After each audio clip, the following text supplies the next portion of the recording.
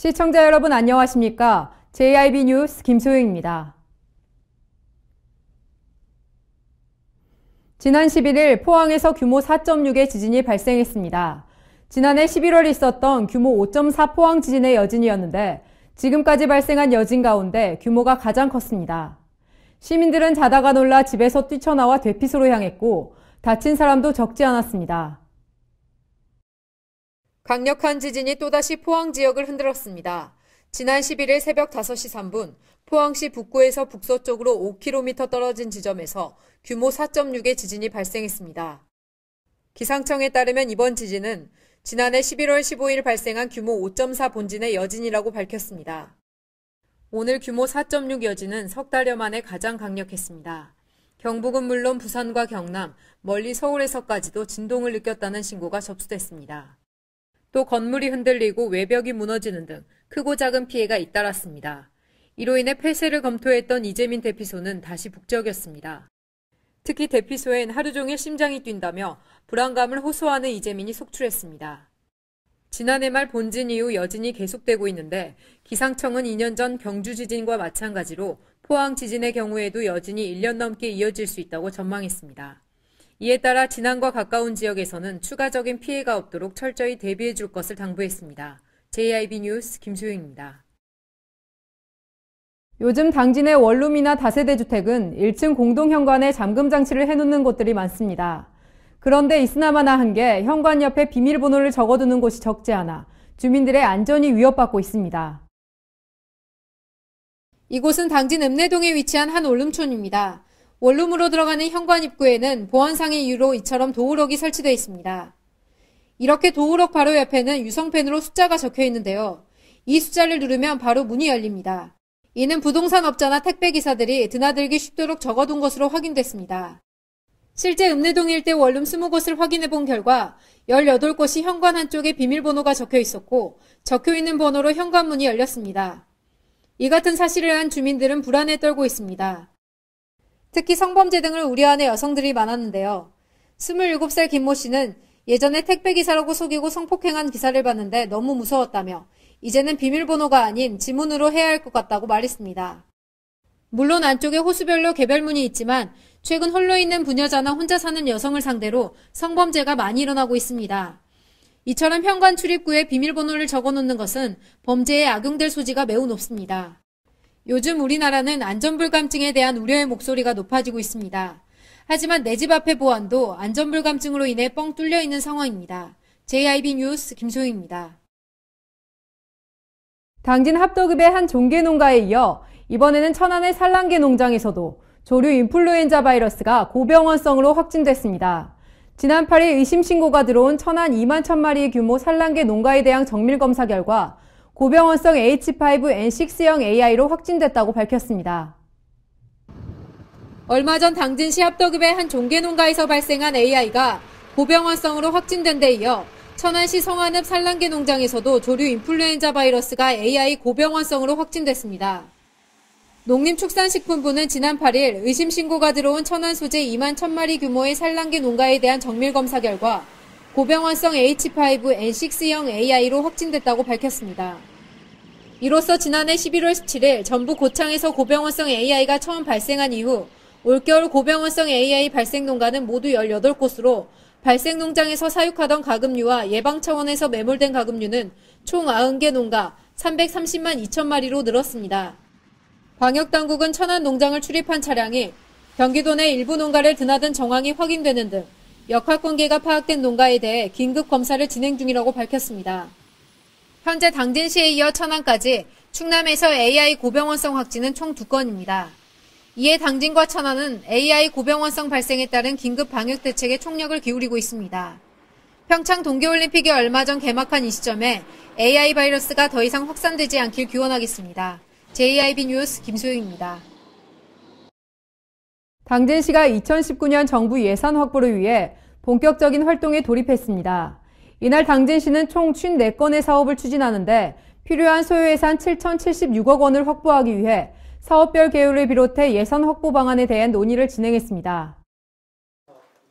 당진시는 지난 9일 당진시청에서 김홍장 시장 주재로 전 부서장이 참석한 가운데 2019년 정부 예산 확보 전략 보고회를 개최했습니다. 이날 당진시는 총 54건의 사업을 추진하는데 필요한 소요 예산 7,076억 원을 확보하기 위해 사업별 계열을 비롯해 예산 확보 방안에 대해 논의를 진행했습니다. 이 중 국가가 직접 시행하는 사업은 시의 최대 현안 사업인 신평과 내양 간 항만 진입도로 건설 사업을 비롯해 당진과 서산 간 국지도 75선 건설 사업 등 6개의 사업입니다. 또한 장애인 복지관 건립과 미국 종합처리장 통합시설 지원 등 48개 사업은 정부 예산이 확보될 경우 시가 직접 시행하게 됩니다. 시는 이날 최종 확정한 대상 사업에 차질 없는 예산 확보를 위해 이달 26일 지역구 국회의원과 간담회를 갖는 등 긴밀한 공조체제를 구축하겠다고 밝혔습니다. 시 관계자는 2019년 목표액을 달성할 수 있도록 최선을 다하겠다고 말했습니다. JIB 뉴스 김소영입니다. 당진 학부모 모임은 지난 9일 당진시청에서 소아청소년 전문 응급센터 건립을 촉구하는 기자회견을 가졌습니다. 이날 당진 학부모 모임은 기자회견문을 통해 당진시는 2017년 기준 전국 6위의 높은 출산율을 보이고 있는데도 불구하고 아픈 아이를 병원에 데려가야 하는 우리 부모들의 마음은 피눈물이 난다고 말했습니다. 학부모 모임은 지난 9일 당진시청에서 소아청소년 전문 응급센터 건립을 촉구하는 기자회견을 가졌습니다. 이들은 기자회견문을 통해 당진시에 24시간 이용 가능한 소아청소년 전문 응급센터 건립을 촉구했습니다. 또한 장애아동의 재활치료센터 등 우리 아이가 살고 있는 당진에서 안전하게 치료받을 수 있으며 남녀노소 모든 시민이 진정한 의료 서비스를 받을 수 있기를 바란다고 입을 모았습니다. 자신이 기지시에서 두 아들을 키우고 있는 엄마라고 소개한 김혜진 씨는 둘째 아이 출산 당시 아이의 호흡이 이상의 산부인과에서 소개해준 병원에서 진료를 받았는데 당진에서는 정확한 진단이 어려우니 다른 지역 대학병원으로 가서 진료받을 것을 권유했고 그렇게 아이를 데리고 천안으로 가서 태어난 지 이틀 만에 다시 인큐베이터에서 치료를 받았다며 출산한 지 얼마 되지 않아 몸이 좋지 않은 상태였지만 둘째 아이를 생각해 이를 악물고 모유를 주려고 당진에서 천안까지 아이를 보러 다녔다고 말했습니다. 튜브를 삽입하고 확인하는데 5분도 안 걸리는 시술이지만 당진 어느 한 곳에서도 해줄 수 있는 의사가 없다는 것이 참 답답했습니다. 전 그때 느꼈습니다. 아이한테 이보다 더 큰 일이 생기면 당진은 정말 의료 서비스를 받을 만한 곳이 없다는 것을요. 끝으로 제발 저와 같은 부모들과 아픈 아이들이 맘 편히 제대로 치료할 수 있는 응급병원이 당진에 꼭 건립돼 우리 부모들이 당진을 떠나지 않게 해달라고 목소리를 높였습니다. 현재 당진시는 유니세프 인증 아동친화도시 지정을 추진 중인데요. 아동친화도시는 아동이 살기 좋은 도시를 만들어가는 사업입니다. 하지만 아이들이 제대로 된 의료 서비스를 받지 못하는 이곳이 진정으로 아동 친화 도시가 될 수 있을지 의구심이 듭니다. JIB 뉴스 김소희입니다. 당진시 동기 아르바이트생 45명이 이달 9일 간담회를 끝으로 모든 활동을 마무리했습니다. 학생들은 시 본청과 직속기관 등 28개 부서에 배치돼 행정지원과 민원 안내 등의 업무를 수행했습니다. 당진시 동기 아르바이트생 45명이 이달 9일 간담회를 끝으로 모든 활동을 마무리했습니다. 시에서는 학생들의 이번 아르바이트 체험을 통해 지역 문화를 이해할 수 있게끔 기지시 줄다리기 박물관과 신평 양조장, 술매성지 등 지역 대표 문화관광자원에 대한 견학을 진행했습니다. 또한 청년들이 농업 분야에 관심을 가질 수 있도록 영농조합에서 체험활동을 하고 요양원에서 봉사활동도 진행해 대학생들에게 사회봉사의 중요성을 일깨웠습니다. 특히 시는 시정 제안 발표회를 진행하기도 했는데 당시 학생들은 아르바이트 기간 동안 느꼈던 경험을 바탕으로 시정에 도움이 될 만한 톡톡 튀는 아이디어를 제안해 눈길을 끌었습니다. 이후 시청에서 마련한 김홍장 시장과의 간담회에서는 학생들이 행정 업무 체험 기간 동안 느꼈던 점을 토대로 체험 수기를 발표하는 등 김 시장과 소통할 수 있는 시간을 가졌습니다. 간담회에 참석한 한 학생은 짧은 기간이었지만 시정에 참여할 수 있어서 매우 좋았다며 앞으로도 시에서 이런 기회를 더 많이 마련해 훗날 우리 지역 청년들이 지역사회에 더 큰 애정을 갖고 일할 수 있었으면 좋겠다고 말했습니다. JIB 뉴스 김소영입니다. 오늘의 뉴스를 마치겠습니다. 함께해 주신 여러분 고맙습니다.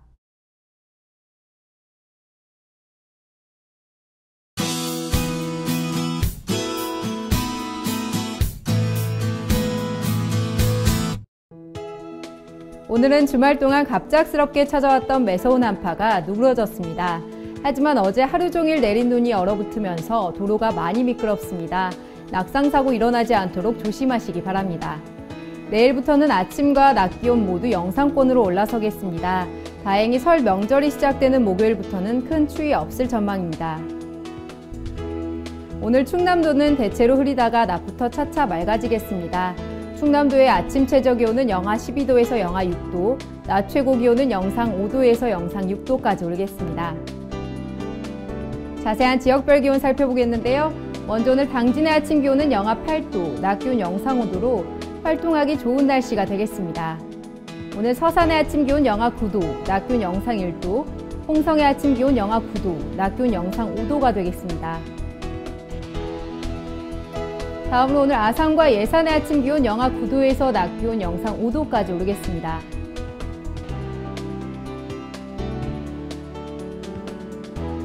충남과 전라도, 제주도를 중심으로 많은 눈이 내려 쌓였습니다. 비닐하우스 등 시설물 피해 없도록 유의하시기 바랍니다. 지금까지 날씨였습니다.